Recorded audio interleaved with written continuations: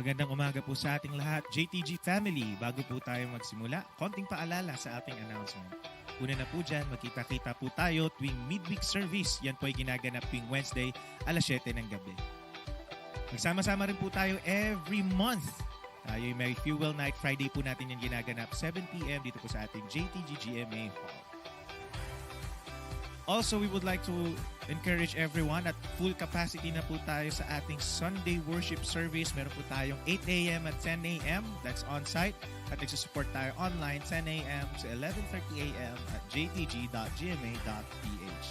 And finally, we encourage everyone, sumali na kayo sa ating mga small groups. May 3 pamamaraan kung paano po tayo sasali. Meron po tayong Bible study group, discipleship group, at connect group. According to your age, we have youth, young adults, and men's and women's connect group. Simulan na po natin ang ating morning devotion. Muli, magandang umaga po sa lahat.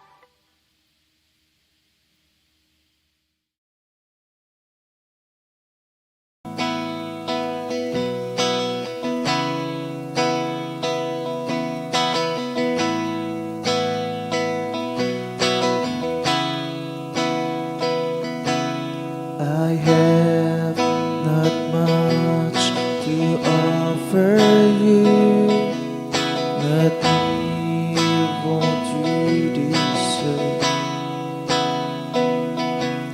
but still I come because your cross has placed in me my worth. Oh Christ, my gift of sympathy, whose wounds secure my peace. Your grace extends to call me friend. Your mercy sets me free, and I know I'm weak, and though I'm unworthy to call upon your name, but because of grace, because of your mercy, I stand here unashamed.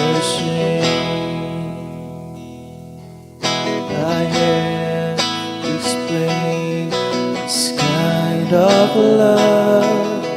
I'm humbled and amazed that you've come down from heaven's side and greet me face to face.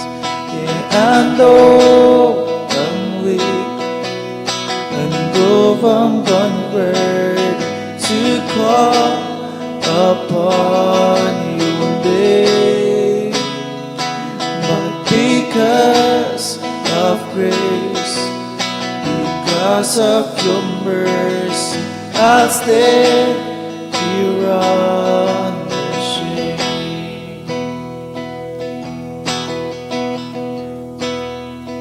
Here I am at your feet, in my brokenness complete.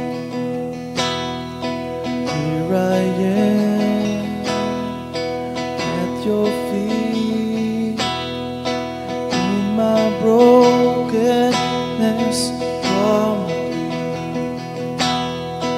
Here I am at your feet, in my brokenness complete. Here I am at your feet, in my brokenness complete. I know I'm weak, and though I'm unworthy to call upon your name, but because of grace, because of your mercy, I stand here unashamed.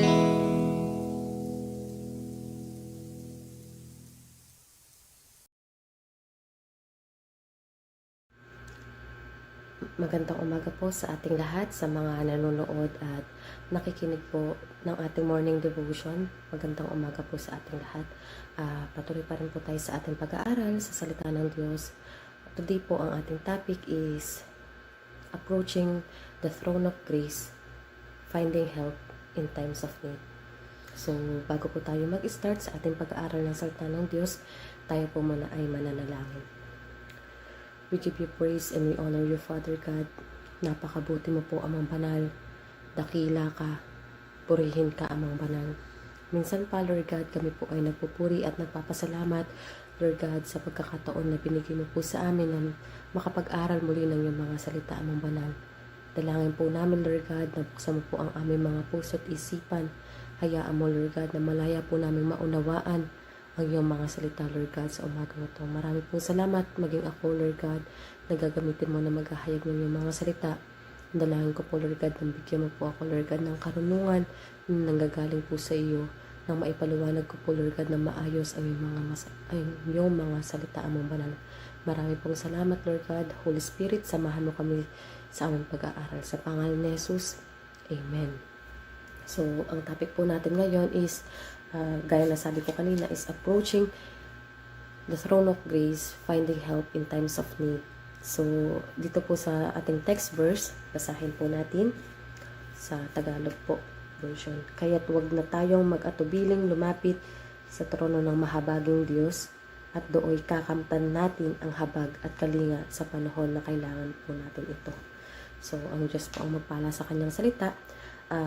Bago po yun, may mga previous verses po dito sa previous verses po na pinapakita po dito na we have a high priest which is Jesus Christ, na sabi po dito, basahin ko po, ang dakilang saserdote na nating ito ay nakakaunawa sa ating mga kahinaan, sapagkat sa lahat ng paraay tinukso siya tulad natin, ngunit hindi nagkasala.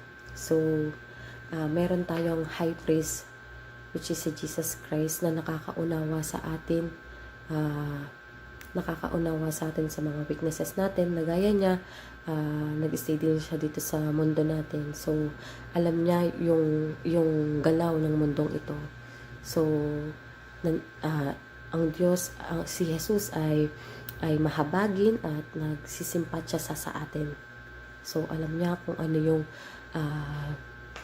nararanasan natin. So, dito po, ang sabi po dito sa ating text verse, kaya't huwag na tayong mag-atubiling lumapit sa trono ng mahabaging Diyos. So, may invitation. Mahalaga na maunawaan natin yung paglapit sa trono ng mahabaging Diyos sa panahon na kailangan natin to. Number 1 is i-acknowledge natin na bilang tayo ay bilang tayo mga tao, meron tayong mga kahinaan, mga struggles, challenges sa ating mga buhay na kailangan natin ng tulong. So, dito po sa ating text verse, merong invitation ang Panginoon na lumapit tayo sa trono ng kanyang biyaya. At ito po yung pangako niya. At dooy makakamtan natin ang habag at kalinga sa panahon na kailangan natin to. So, minsan,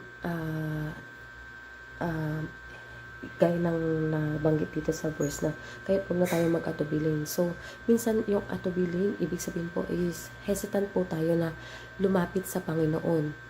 Alam na natin na nahihirapan tayo, may mga challenges tayo sa buhay. Minsan, hesitant tayo na lumapit sa Panginoon dahil minsan naiisip natin na hindi tayo worthy humarap sa Panginoon, hindi tayo deserving kasi makasalanan tayo.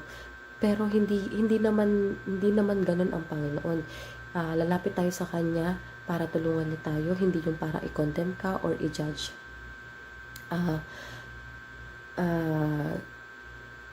minsan sa may mga pagkakataon pag na may mga challenges tayo or mga struggles tayo, sa tao tayo lumalapit. Wala pong masama doon. Wala pong masama na kung sa tao tayo lumapit. Pero minsan or madalas po, pag sa tao ka lumapit, sasabihin mo yung mga problema mo, mga struggles mo. Minsan dyan, i-judge ka, i-condemn ka. Ganyan ka na lang talaga, patuloy at patuloy ka lang magkakasala. Wala kang mararating. Nandun yung i-judge ka at i-condemn ka. Pero pag sa Panginoon ka lumapit, sa Diyos natin na mahabagin, ito yung pangako niya makakamtan natin yung habag at kalinga sa panahon na kailangan natin to. Lalapit tayo sa Panginoon sa pamamagitan ng pananalangin po natin, ang paglapit natin sa Kanya. So, ito yung pangako niya na mararanasan natin yung habag at kalinga. Sabi po dito, paglapit natin, mararanasan natin yung habag at kalinga ng ating Diyos. Tapat siya sa Kanyang pangako. Yun yung promise niya na mararanasan natin yung habag at kalinga pag lumapit tayo sa trono ng Kanyang biyaya. Amen po. Siya ay tapat at mararanasan natin yun. Minsan, may mga pagkakataon na bigat ka na hindi mo na alam kung ano yung gagawin mo. Then, through praying, lumapit ka sa Panginoon, parang pagkatapos ng prayer mo or during pa lang, dun sa pananalangan mo, naramdaman mo yung anggaan ng pakiramdam mo. Feeling mo na comfort ka, lumakas ka. Yun yung pangako niya. Pinrovide niya yung grasya niya, yung kalinga na kailangan mo sa panahon na kailangan mo ito. So, tapat ang Diyos sa Kanyang pangako, gaya ng sinabi niya na lumapit tayo sa Kanya, sa trono ng Kanyang biyaya, at doon makakamtan natin yung habag at kalinga na kailangan natin. Lagi nating i-grab yung pagkakataon, yung imbitasyon ng Panginoon na lumapit sa trono ng mahabaging Diyos. At doon makakamtan natin yung habag at kalinga na kailangan po natin. Huwag nating i-judge yung sarili natin na hindi tayo karapat-dapat na lumapit sa Kanya. Yun nga mahina tayo, kaya kailangan natin yung tulong ng Panginoon.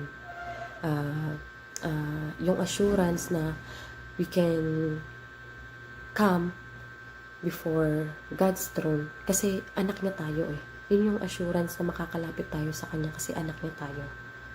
I-acknowledge natin na tayo ay mahina, nakakaranas ng mga pagsubok at hindi natin kaya na tayo lang.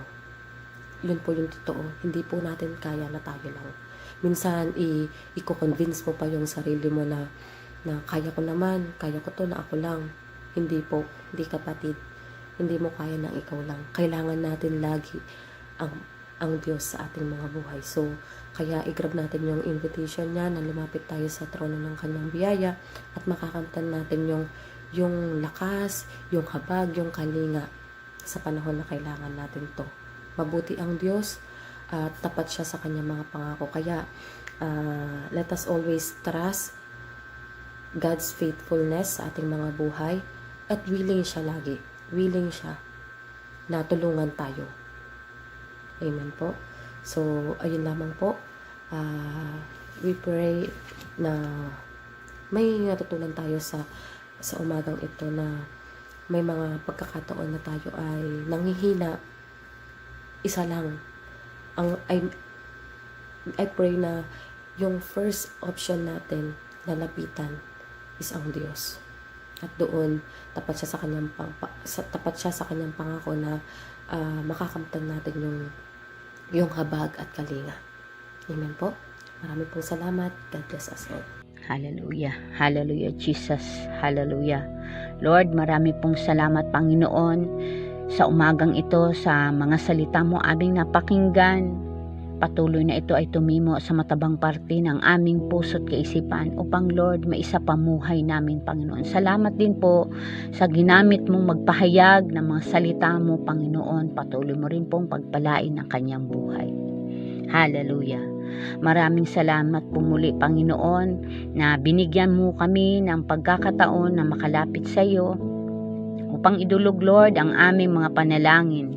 Ama, tinataas ko po ang mga commitments ng bawat isa bilang manggagawa, Lord, na patuloy mo po hipuin ang aming mga puso, makapaglingkod ng tapat at may pagsunod sa mga pinagkakatiwala mong gawain para sa amin, Panginoon. Marami pong salamat, Panginoon, at patuloy mo rin po, Lord, na hipuin ang aming puso, na may pagpapakumbaba kami, na magamit sa iyong ubasan, Panginoon. Tulungan mo rin po kami, Panginoon, na sa lahat na pinagkatiwala mong gawain para sa amin, Lord, ay ito po ay ma-enjoy namin, Panginoon, na ang bawat isa, Lord, ay maglingkod, Panginoon, ng totoo, Lord, at may kagalakan sa puso, Panginoon. Lord, dalangin rin po namin sa oras na ito na ang lahat ng mga kamanggagawa namin at mga miyembro ay patuloy na makakonek sa iyo, at ang bawat isa, Lord, ay patuloy mo rin pong pag-initin ang aming paglilingkod sa iyo. Lagi mo po kaming palalahanan, Panginoon, na ang lahat ng mga ginagawa naming paglilingkod ay may gantimpala dyan sa langit. Salamat po, Panginoon. Pagpalain mo po ang bawat isa sa mga nakikinig, Lord. Patuloy na maranasan, Lord, ang iyong pagkilos, Panginoon.